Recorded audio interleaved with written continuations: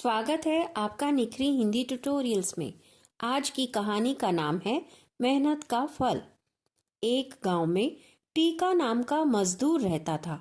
वह खेतों में मजदूरी करके अपनी गुजर बसर करता था। एक बार अपने गांव में काम खत्म करके वह बहुत सारा धन कमाने के उद्देश्य से पास ही के एक गांव में मजदूरी करने गया। टीका बहुत मेहनती मजदूर था। उसने उस साल जी तोड़ मेहनत की और खूब धन कमाकर वह अपने गांव लौटा। गांव में उसकी बीवी तारा अपने 2 बच्चों के साथ रहती थी।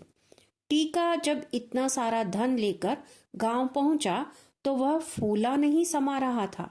उसने गांव जाते ही अपनी बीवी बच्चों को बहुत से कपड़े गहने दिलवाए और दूसरे ही दिन अपनी ससुराल जाने की बात करने लगा। पत्नी भी यह बात सुनकर बहुत खुश हुई। उसने खुशी खुशी हाँ कर दी। टीका अपनी ससुराल चला गया। सास ससुर के लिए वह कुछ सामान भी साथ में ले गया। ससुराल पहुंचकर टीका फूला न समाया, क्योंकि उसका स्वागत बड़े ही जोरदार ढंग से हुआ। उसके खाने पीने और आराम के लिए अच्छा प्रबंध था। पकवान खाकर टीका घोड़े बेचकर सो गया। शाम को उठा तो सास ने उसे बड़े प्रेम से नाश्ता कराया। शाम को गांव में घूमने के बाद रात का खाना खाकर टीका फिर सो गया। बस इसी तरह दिन बीतते गए।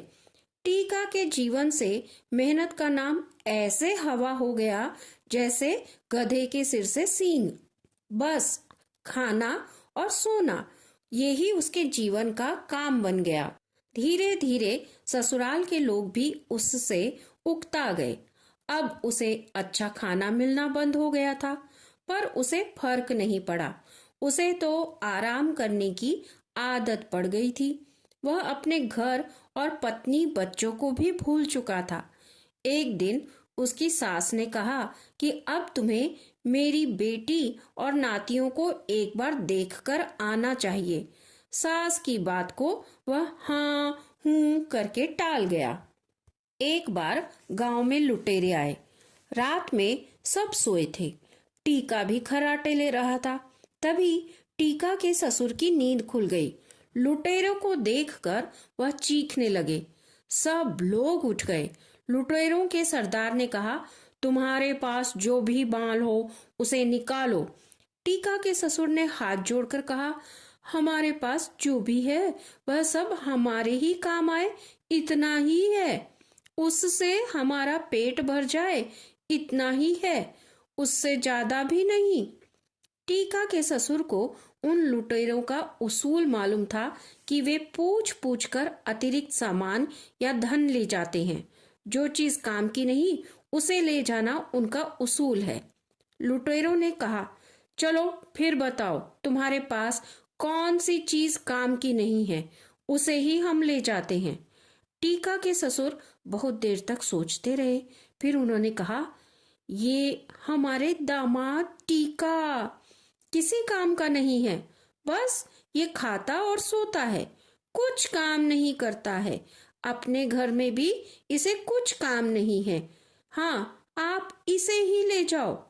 ससुर की बात सुनकर टीका की सिट्टी पिट्टी गुम हो गई। बात तो सच ही थी। वहां तो किसी काम का नहीं था। अब क्या करे? वह अलग कोठरी में जाकर हाथ जोड़कर ससुर जी से मिन्नतें करने लगा। बहुत हाथ पैर जोड़ने के बाद ससुर जी मान गए। उन्होंने लुटेरों से कहा, मैं उसूल के मुताबिक टीका तुम्हारे हवाले नहीं कर सकता। मैं भूल गया था कि सारा दिन जब हम घर के बाहर खेतों में काम करते हैं तब यह हमारे घर की रखवाली करता है। यह तो हमारे काम का आदमी है, इसे मैं तुम्हें कैसे सौंप दूं? इस प्रकार टीका लुटेरों से बच गया। लेकिन अगले ही दिन उसने निश्चय किया कि वह अपने पत्नी व बच्चों के पास गांव जाएगा और फिर से मेहनत करेगा।